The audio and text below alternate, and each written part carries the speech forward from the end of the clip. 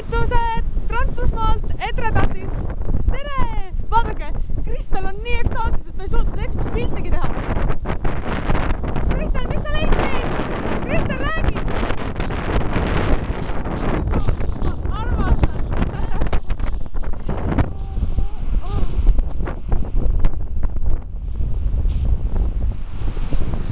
Nii, siin ei ole nii väga kena, aga vaadake, seal on ka ilus.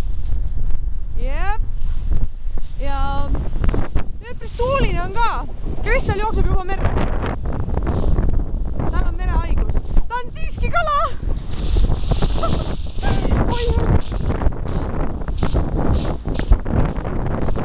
Lähme küsime paar küsimust.